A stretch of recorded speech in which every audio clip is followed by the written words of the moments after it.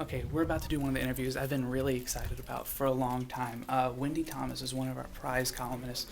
She's been writing for the paper for a long time, and she's really, these guys are professionals. They work really hard, and this is a science for them. It's an art. It's something they take very seriously, and I don't think that's typical, but I think she's got the door cracked, so we'll go ahead and sneak in here. Oh, I'm all in, baby. I'm all in. She's all in. All this. And, All this. Now that I go in all in, now you. Oh, okay, yeah. So, I can hear a source calling me.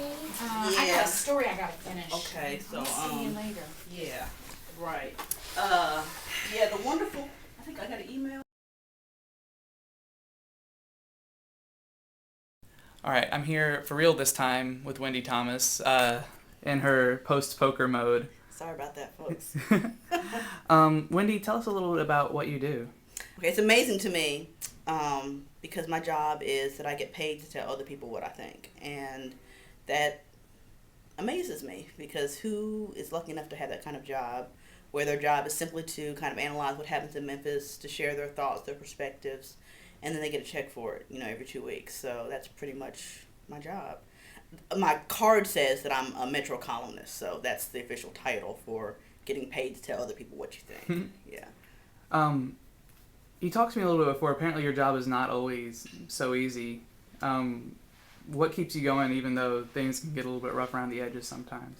The rough part, I think, is that since I'm kind of this, disembodied head that appears in the paper, with my opinion next to it, I think people forget, that I'm a real person and that I, have feelings and I have a family and they don't like to see me eviscerated online. I think one of the comments online with a column I wrote about a woman who was doing a one-woman play, and part of her story is that she was coming out as a lesbian. And so the headline is something about, being true to self or something like that. And so one of the comments online was, I was thinking this column was about Wendi revealing that she's a post-op tranny. And I'm just thinking, that's so tacky. And not to mention disrespectful to people who really are transgendered.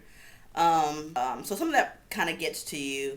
The anonymous comments aren't so bad. The death threats are pretty bad. The hate mail sent to your house, where you live, that's pretty bad.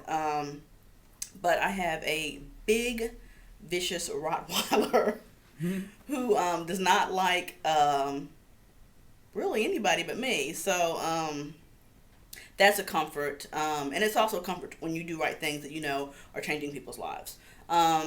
For example, I wrote a column about a new charter school that was starting, and they were asking for people to donate college T-shirts for the students. Because every Friday was going to be college T-shirt day. And so it's to try to instill in these middle school students from the very beginning that they are college bound. They're going to go to college. This is their destiny, that sort of thing.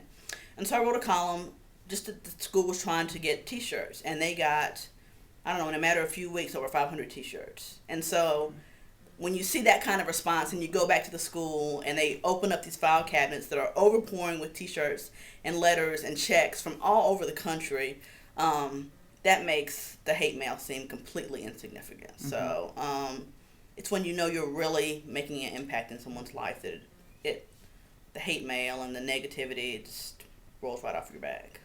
How long have you been with both the Commercial Appeal and in Memphis?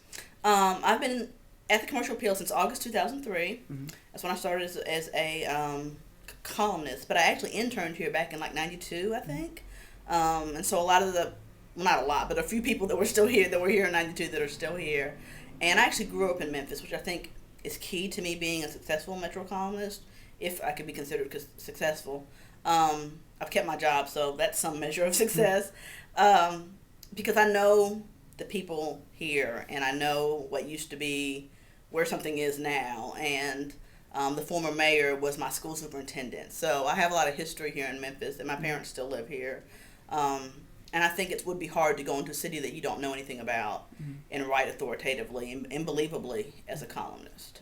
Do you how do you feel about Memphis since you've been here your whole life, or do you enjoy the city? Is it? Oh, I think Memphis is great. I went away to college at Butler University in Indianapolis, and worked at 3 other papers before I came back to Memphis, and that was about 14-year stretch there where I was gone. So I think it's good to have a perspective of somewhere else and then come back home. And it's like, Yeah, not everywhere does it like this. So there are things about Memphis that I absolutely love: the people, the food, the weather. Those things about Memphis that are great. But we have a long way to go, and I think that's also good for a metro columnist to live in a city that has a lot of potential, because you can always hopefully be part of the movement that's pushing us towards reaching our potential. All right, thanks so much. Thanks. And that has been Wendi Thomas. We'll see you next time.